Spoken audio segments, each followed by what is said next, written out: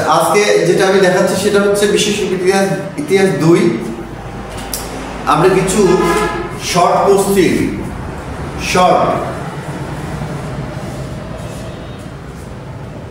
Short প্রশ্ন। আচ্ছা, board কি দেখা যাচ্ছে?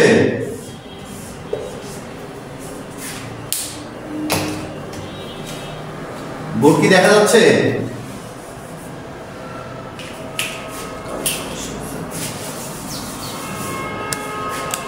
অন্তরা ম্যাম,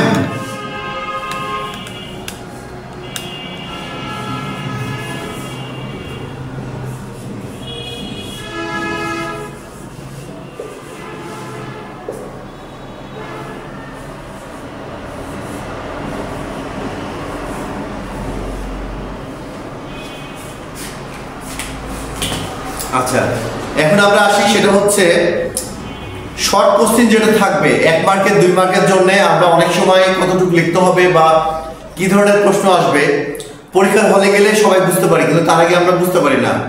এটা খুব সেন্সিটিভ, কারণ শর্ট কোশ্চেন কিন্তু অনেকগুলো থাকে, তাই না? গতবার তো আমরা দেখছি ফার্স্ট সেমিস্টারে। এখন আমরা এক এক করে শুরু করি। নান্দনিক শিল্প কি? নন্দন থেকে নান্দনিক শব্দের উদ্ভব। নন্দন শব্দটি হচ্ছে সুন্দর অর্থে ব্যবহৃত হয় যেসব শিল্প আনন্দদায়ক এবং দৃষ্টিনন্দন, আমাদের মনের খোরাক যোগায়, তাকে নান্দনিক শিল্প বলে। মানে যেসব ছবি দেখলে আমাদের মনের এক ধরনের উচ্ছ্বাস, আনন্দ, অভিব্যক্তি অনেক কিছু প্রকাশ পায়, সেটাই কিন্তু নন্দন তত্ত্ব বা নান্দনিক দৃষ্টিভঙ্গি, সেটাই হচ্ছে নন্দন তত্ত্ব। তত্ত্বটা একটা হচ্ছে সমষ্টিগত উদাহরণ দিলেই তত্ত্বের উদাহরণটা সঠিকভাবে পাওয়া যায়। তো আমরা সাধারণভাবে নান্দনিক শিল্প বললেই মানে মোটামুটি রাখবো যে নন্দন থেকে নান্দনিক শব্দের মানে উদ্ভব, ঠিক আছে? আমাদের মনের যে খোরাক বা চাহিদা বা আনন্দ অভিব্যক্তি যেগুলো আমরা বিভিন্ন শিল্পকর্মের মাধ্যমে প্রকাশ করি, সেটাই কিন্তু হচ্ছে নান্দনিক শিল্প তত্ত্ব বা নান্দনিক শিল্প বা নন্দন তত্ত্ব। তারপর হচ্ছে কে শিল্প সমালোচনা শব্দটি প্রথম ব্যবহার করেন? দেখেন, জনাথন রিচার্ডসন শিল্প সমালোচনা শব্দটি প্রথম ব্যবহার করেন। আচ্ছা, আধুনিক শিল্পকলার সময়কাল কত? আধুনিক শিল্পকলার সময়কাল হচ্ছে 1860 থেকে 1970 সালের মধ্যবর্তীকার সময়। আচ্ছা, আধুনিক সময়কালটা আমরা কি মনে আছে? আধুনিক সময়কালটা কার পর থেকে আসছে? এটি কিন্তু সবকিছুর সাথে একটা রিলেটেড বলতে, যখন রেনেসাঁ যুগ শুরু হয়, হচ্ছে 1400 সালের পর থেকে, 1400 সনের মধ্যবর্তী সময়ের পর থেকে, বিশেষ করে 1450-এর পর থেকে আমরা বলতে পারি। এই সময় থেকে শুরু করে 1800 শতক পর্যন্ত চলে হচ্ছে একটা শিল্প আন্দোলন, যে শিল্প আন্দোলন গোটা বিশ্বের শিল্পের ধারা, শিল্পের নতুনত্ব, শিল্পের খোরাক, শিল্পের চাহিদা, তারপরে শিল্পীর মানে তত্ত্বীয় যে ধারণা বা সামগ্রিক যে চিন্তাধারা, সেগুলো টোটালি পরিবর্তন হয়েছে হচ্ছে রেনেসাঁর পর থেকে। এবং এটা হওয়ার পর থেকে মানুষ হচ্ছে আধুনিক যুগে পদার্পণ করে। যেমন হচ্ছে এর আগে একদিন উদাহরণ দিয়েছিলাম যে শিল্পকলার ক্ষেত্রে শ্রমিকের পরিবর্তে কি আসছে? মেশিন আসছে। ছোট ছোট কলকারখানার পরিবর্তে কি? ইন্ডাস্ট্রি আসছে। তারপরে ধরেন নৌকার পরিবর্তে লঞ্চ আসছে, লঞ্চের পরিবর্তে হচ্ছে জাহাজ আসছে। এই যে পার্থক্যগুলো না, এগুলো হচ্ছে মোটামুটি 1800 সালের পর থেকে শুরু হয়। কেমন? বাইজেন্টাইন সভ্যতার সময়কাল হচ্ছে 320 খ্রিস্টাব্দ থেকে 1400 খ্রিস্টাব্দ। আচ্ছা, খ্রিস্টপূর্ব আর খ্রিস্টাব্দ দুইটা কিন্তু দুই জিনিস, আমরা এটা কখনোই ভুলবো না। এই জিনিসটা আমরা সবাই ভুল করি। যদি দেখি যে খ্রিস্টপূর্ব আর খ্রিস্টাব্দ আমার মনে পড়ছে না বা বুঝতে পারছি না, তখন আমরা কি করব? লিখবো যে খ্রিস্টের জন্মের আগে এবং খ্রিস্টের জন্মের পরে। ওকে, কিন্তু ভুলটা করব না। ভুল যখনই হতে লাগবে তখনই হচ্ছে লিখবেন খ্রিস্টের জন্মের পরে, খ্রিস্টের জন্মের আগে দিয়ে সারটা লিখে দিবেন। ওকে, কমপ্লিট। বাইজেন্টাইন শিল্পকলাকে কাকে কেন্দ্র করে গড়ে ওঠে? এর আগে একদিন আমি গত ক্লাসের আগের ক্লাসে মনে পড়াইছিলাম বাইজেন্টাইন শিল্পকলা। বাইজেন্টাইন শিল্পকলা বলতে গেলে খ্রিস্টানকে কেন্দ্র করে, খ্রিস্টান ধর্মকে কেন্দ্র করে সভ্যতা গড়ে ওঠে। কারণ এটা ছিল মূলত হচ্ছে চার্চ কেন্দ্রিক। চার্চ মানে কি? যেখানে খ্রিস্টীয় ধর্মের আরাধনা করা হয়। তা তো বোঝেন সবাই নাকি? চার্চ তো সেই চার্চকে কেন্দ্র করেই কিন্তু বাইজেন্টাইন শিল্পকলার মূলত হচ্ছে শুরুটা হয়। কেমন? নন্দন দত্তের ইংরেজি শব্দ হচ্ছে, ইংরেজি প্রতিশব্দ অ্যাসেথিক্স। আধুনিক শিল্পকলা বলতে বোঝায়, আধুনিক শিল্পকলা বলতে 1860 থেকে 1970 সালের মধ্যবর্তীকার সময়কে বোঝানো হয়। এই সময় উৎপাদিত শৈল্পিক শিল্প কাজ এবং সেই যুগে উৎপাদিত শিল্পের দর্শন ও রীতিকে বোঝায়। এগুলো হচ্ছে সংক্ষিপ্ত কোশ্চিন, এগুলো দেখেন যা আপনাদের সবার কাছে মনে হয় এগুলো দেয়া আছে। এই শীটগুলো আমাদেরকে ফলো করতে হবে এবং দেখতে হবে, কারণ এখান থেকে ম্যাক্সিমাম 75% কোশ্চিন আপনাদের কমন আসে, আর যেগুলো আসবে না সেগুলো তো আমি আসি।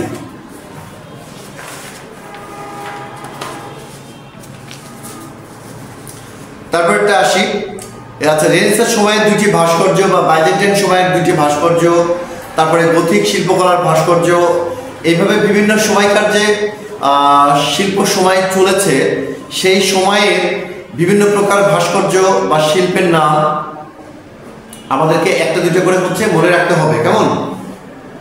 তারপরে দেখেন যে তাদেও তন্দ শিল্পকর্মটি কার? তাদেও তন্দ এই নামটা এর আগেও আমি এই কোশ্চিনটা বেশ কয়েক জায়গায় দেখেছিলাম। তাদেও তন্দ, তাদেও তন্দ মানে হচ্ছে নামটা শুনলেই মনে হয় জাপানিজ বা হচ্ছে চাইনিজ আমরা হচ্ছে মনে করতে পারি, কিন্তু ভুল। তাদেও তন্দ হচ্ছে মাইকেল অ্যাঞ্জেলোর একটি বিখ্যাত শিল্পকর্ম। ঠিক আছে, এই জন্যই পরীক্ষাতে এটা বেশিবার আসে যে তাদেও তন্দটা কি বা তাদেও তন্দটা কার, কোন শিল্পীর। তাদেও তন্দ শিল্পকর্মটি মাইকেল অ্যাঞ্জেলোর। এসএম সুলতানের শিল্পকর্মগুলি আলোচনা করো। শেখ মোহাম্মদ 1923 থেকে 1994, যিনি এসএম সুলতান নামে বেশ পরিচিত, তিনি ছিলেন একজন বাংলাদেশের প্রখ্যাত জীবনযাত্রা এবং তাদের কর্মজীবন আচার অনুষ্ঠান নিয়েই যিনি আজীবন চিত্রশিল্প রচনা করে গেছেন। তিনি হচ্ছে বাংলাদেশের শেখ মোহাম্মদ, যা এসএম সুলতান নামে পরিচিত। চিত্রকলায় ত্রিমাত্রিকতার সৃষ্টি কে করেন?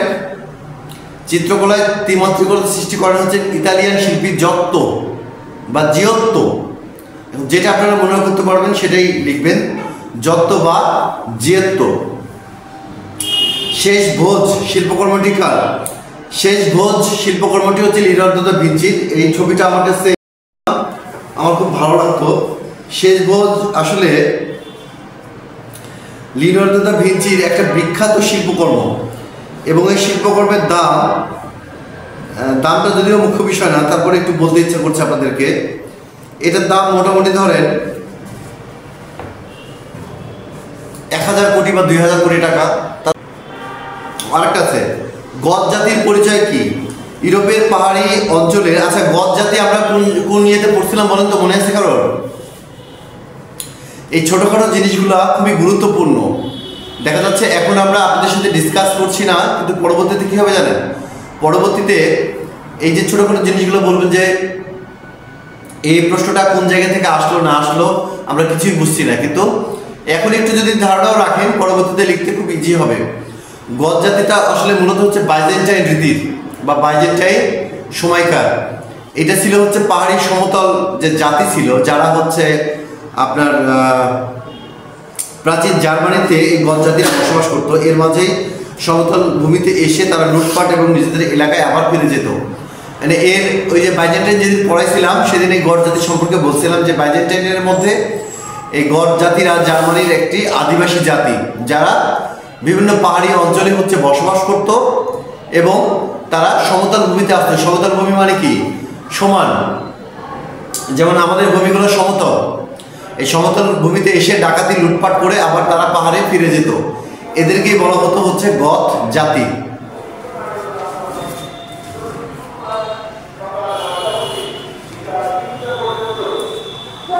গথিক শিল্পকলার উদ্ভব সম্পর্কে আলোচনা করো। এটি একটু দেখে নেবেন। গথিক সভ্যতার সময়কালটাও দেখে নেবেন। এই যে গথিক সভ্যতার সময়কাল হচ্ছে early Gothic, high Gothic, late Gothic. এর আগের দিন পড়াইছি আমি, সালগুলো বলছি, গথিক শিল্পকলার বৈশিষ্ট্যটাও বলছি। আচ্ছা, জর্জ ব্র্যাক সম্পর্কে আলোচনা করো। জর্জ ব্র্যাক হচ্ছে পিকাসোর পাশাপাশি ফরাসি চিত্রশিল্পী, কিউবিস্ট স্রষ্টা এবং প্রচারক ছিলেন। আচ্ছা, কিউবিক স্রষ্টা আমাদের রেনেসাঁর সময়কালে বিভিন্ন ধারার উদ্ভব হয়, যেমন ইজম কিন্তু আপনাদেরকে পড়াইছে একবার, মনে আছে? কিউবিজম, তারপরে ফিউচারিজম, লেইটিজম, তারপরে হচ্ছে যে আপনার আর বিভিন্ন রকম ইজম পড়াইছিলাম, মোটামুটি 7 থেকে 8টা ইজম পড়াইছিলাম। এই ইজমের মধ্যে হচ্ছে এই যে কিউবিজমের স্রষ্টা বলা হয় এবং প্রচারক বলা হয় এই জর্জ ব্র্যাককে। আচ্ছা, তার বিস্তৃত রচনাগুলি তাকে বিভিন্ন প্রবণতা এবং শৈলীর মধ্য দিয়ে যেতে বাধ্য করেছিল, যা তাকে এই সময় চিত্রকলার সর্বশ্রেষ্ঠ রূপকারীর মধ্যে রূপান্তরিত করে।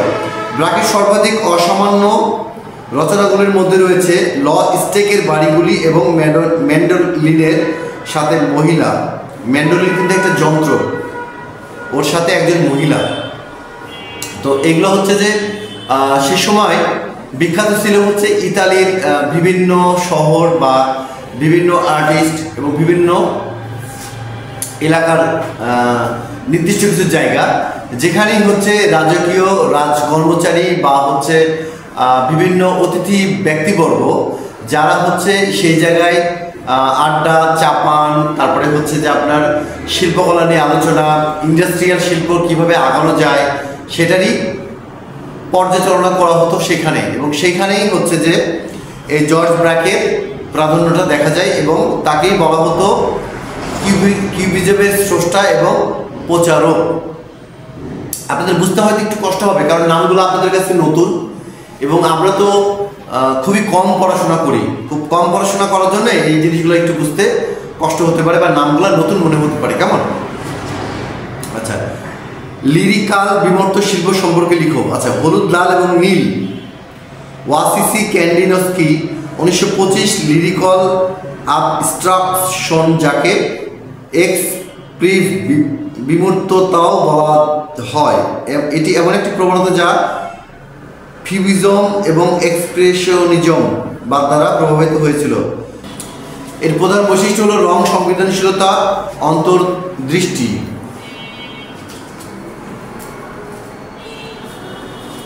বৃহত্তর শৈল্পিক স্বাধীনতা, চিকিৎসা।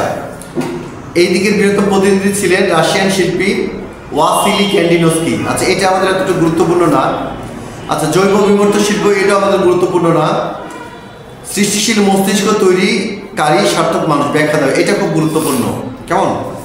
আমি আবার বলি, সৃষ্টিশীল মস্তিষ্ক তৈরিকারী সার্থক মানুষ, এটা ব্যাখ্যা দাও। এটা ইনভাইটেড কমার মধ্যে আছে, ব্যাখ্যাটা হচ্ছে আলাদা করে আছে। দেখেন, সৃষ্টির মধ্যে আনন্দ, সৃষ্টির মধ্যে প্রাণ, তাই কিছু সৃষ্টির নেশায়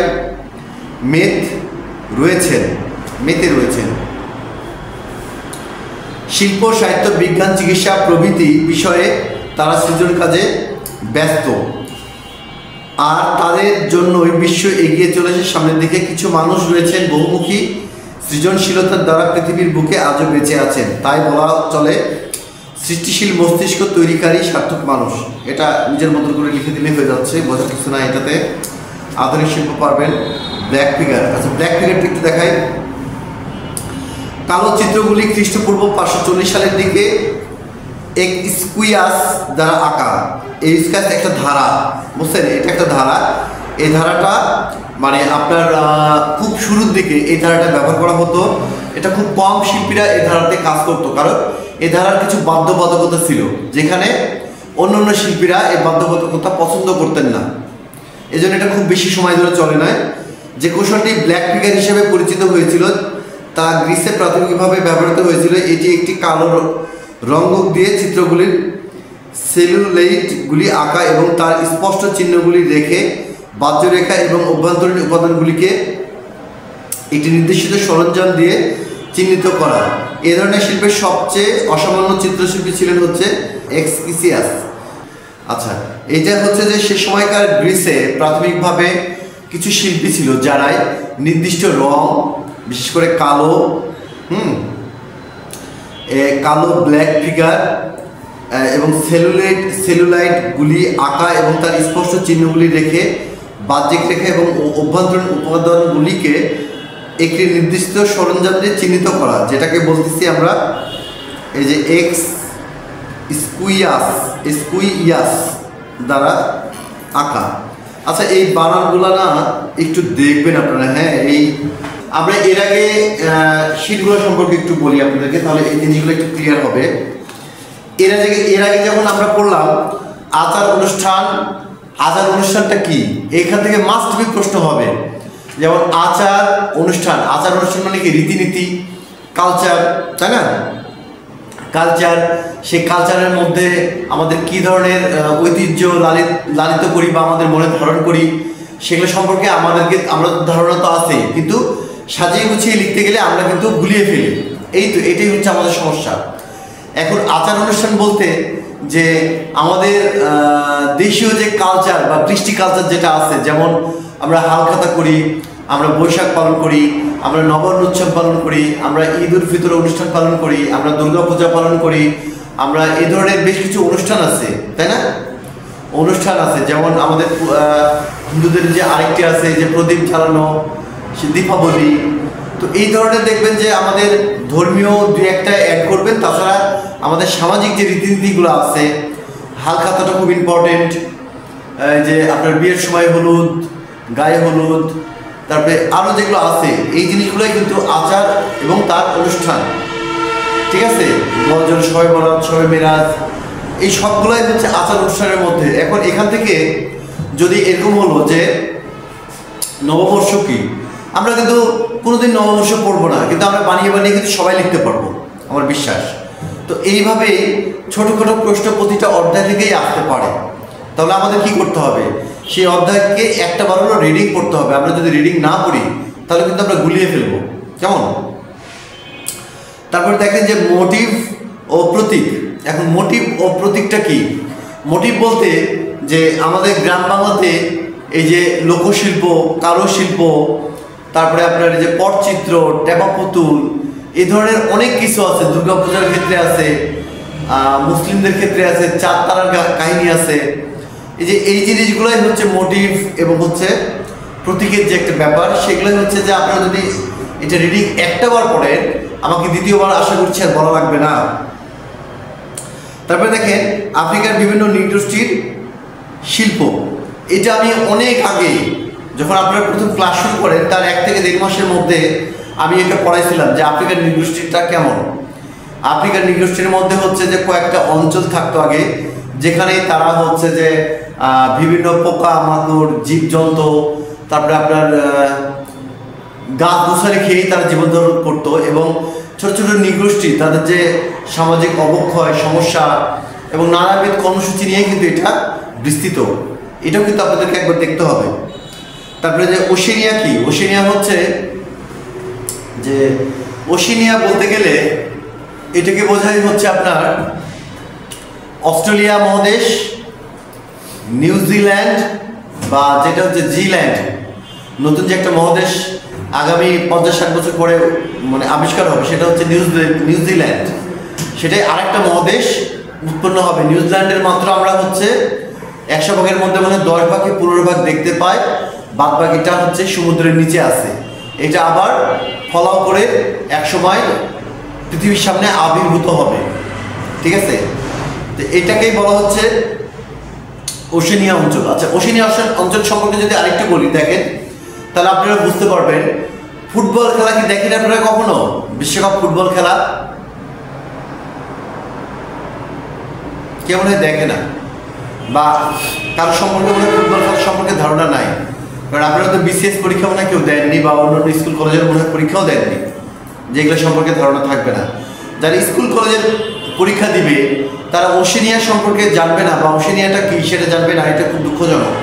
ওশেনিয়াটা হচ্ছে যে প্রতিটা মহাদেশ থেকে নির্দিষ্ট সময় বা নির্দিষ্ট দেশ খেলাতে চান্স পায়। যেমন ধরেন আফ্রিকা মহাদেশ থেকে 7টা কি 8টা দেশ কি 4টা দেশ ফুটবল খেলাতে চান্স পায়, মানে মূল পর্বে খেলতে পারে।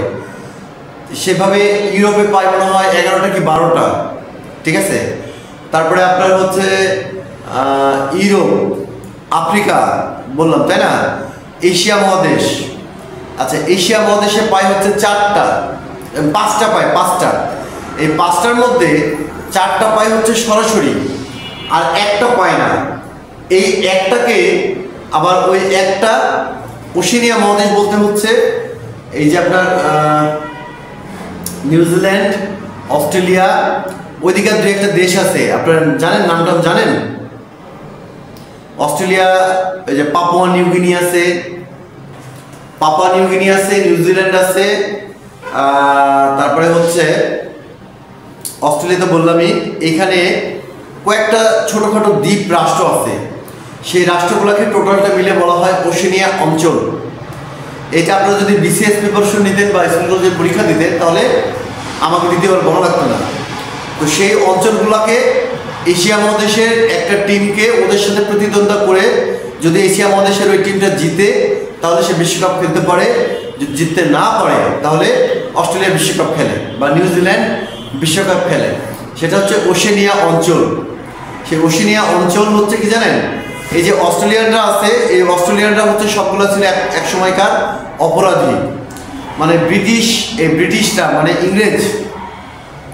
ইংরেজরা যেসব জনদস্যু বা ডাকাত বা শয়তান বা খুব বাজে লোক কিছু থাকতো তাদেরকে ধরে ধরে নিয়ে গিয়ে এই অস্ট্রেলিয়া মহাদেশে ছেড়ে দিত, দিয়ে আস্তে আস্তে এবং ওখানকার নির্দিষ্ট কিছু জাতিসত্তা এবং এরা মিলতে এই বর্তমান অস্ট্রেলিয়া, যেটা বিশ্বের ধনী দেশের কাতারে পড়ে, তারা কিন্তু সব এই যে ডাকাত দল, চোরের দেশ সেটা ছিল এক সময়।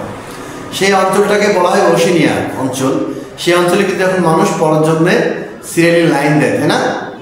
আর আগে কিন্তু ওখানে সব ডাকাতদেরকেই ব্রিটিশ সরকার পাঠায় বলতো তোরা থাক, তোদের শাস্তি, তোরা অন্যায় করেছিস, তোদের শাস্তি এই অস্ট্রেলিয়া মহাদেশে তোদেরকে থাকতে হবে।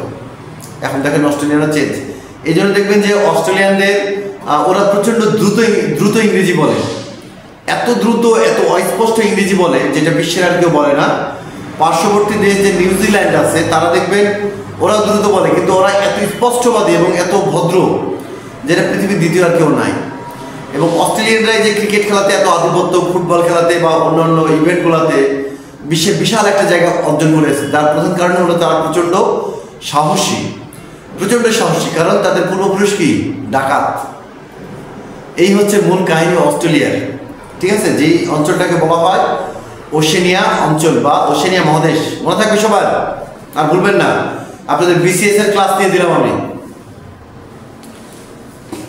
তারপরে দেখেন প্রিমিটিভিজম, এটা পড়ানো হয়েছে, এবং 20 শতকের আধুনিক শিল্পকলার আন্দোলন, মানে রেনেসা হওয়ার পরেও যখন নিত্য নতুন ধারা চলে আসে, আধুনিক যুগে আসারও তো একটা সিস্টেম থাকে, যেমন হচ্ছে যে টিনের বাড়ি থেকে ছাদের বাড়ি থেকে অত্যাধুনিক ফ্ল্যাট থেকে আস্তে আস্তে দেখবেন যে আরো আধুনিক হবে বিল্ডিংগুলো। এখন যেখানে সেখান থেকে দেখবেন 10তলা বিল্ডিং, হঠাৎ করে দেখবেন একদিনের মধ্যে 15তলা হয়ে যাবে, একদিনের মধ্যে দেখবেন আবার 5তলা হয়ে যাবে। এই ধরনের সব সিস্টেম হচ্ছে এখন।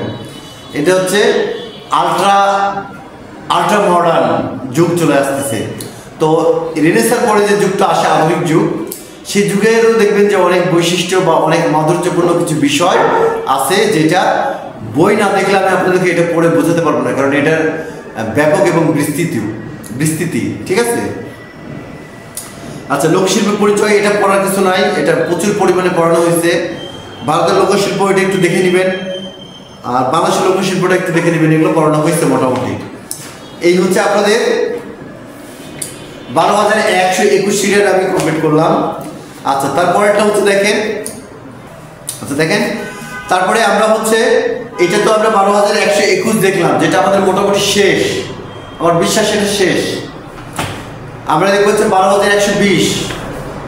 দেখেন, এর মধ্যে আমরা নন্দন তত্ত্ব পড়েছি, বাস্তবধর্মী শিল্পী পড়েছি, শিল্প বিচার, পাশ্চাত্য শিল্পকলা, গথিক পড়ছি, রেনেসা, আধুনিক শিল্পকলা, বাইজেন্টাইন। এটা আমাদের কমপ্লিট, খুব ভালোভাবে কমপ্লিট হয়েছে এটা। তারপরে শুধু এই যে এইটা বললাম, এটা থেকে আমাদের শুধু বাকি থাকতেছে মাইকেল অ্যাঞ্জেলো, রাফায়েল, পল সেজার আর ভ্যান গগ। আর রবীন্দ্রনাথ পড়তে পারি অবনীন্দ্রনাথ ঠাকুর, যেটা রবীন্দ্রনাথের চাচা, কি চাচা তো ভাই, চাচা এবং চাচা।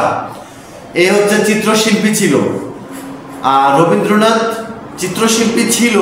রবীন্দ্রনাথ অনেক শিল্পকর্ম আঁকছে, কিন্তু